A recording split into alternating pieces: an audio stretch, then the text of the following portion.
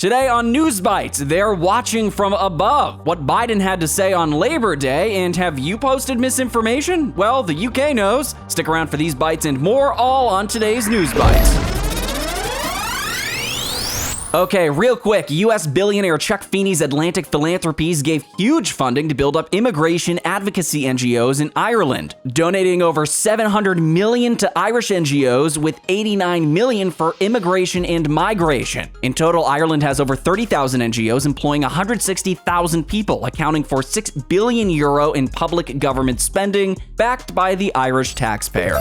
All right, here's the scoop. Recent polling finds most Americans think Biden is too old for a second term. Over 75% of respondents said Biden, currently 80, would be too old if re-elected in 2024. 89% of Republicans and 69% of Democrats cited age as a concern for Biden. But only 51% said Trump's age, 77, would be an issue if he won again. Words like old and confused were frequently used to describe Biden. Biden, already the oldest president ever elected at 78 and 20, would be 86 by the end of another term if re-elected in 24.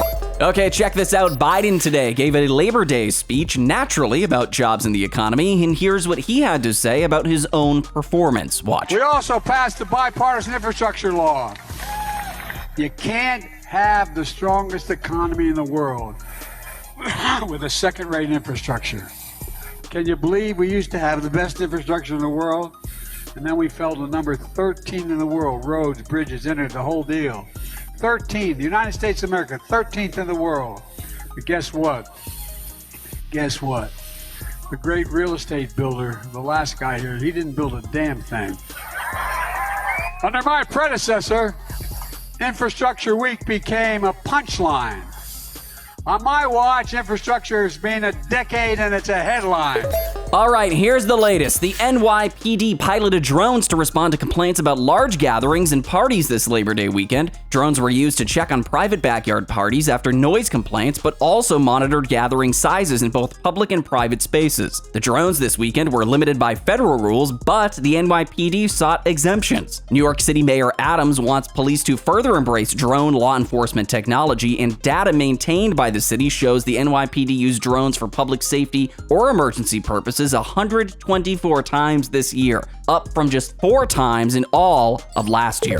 All right, in case you missed it yesterday, U.S. Senator Rounds said he spoke with GOP Minority Leader McConnell on Saturday and confirmed he was in good shape, despite recent freeze-ups, providing an explanation for McConnell's behavior. Take a listen. I spoke with Mitch yesterday afternoon and told him I was going to be doing an interview, and I wanted to personally touch base with him before I did that. He was in good shape. He was direct.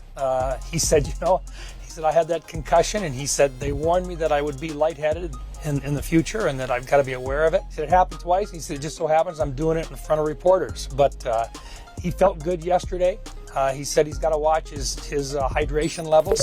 Okay, documents show UK's counter-disinformation unit, CDU, founded in 2019, not only worked with the shady AI for hire fact-checking firm Logically, but also with UK intelligence agencies, MI6, MI5, and GCHQ. Set up to tackle false information, the unit initially focused on foreign interference, but in 2020 it collected social media posts by British citizens about COVID, even paying companies to crawl the web looking for misinformation, including posts by scientists speaking out about lockdowns. The unit works by passing off its findings to social media companies to encourage and passively coerce content takedowns. But the UK government maintains that the unit doesn't track individuals.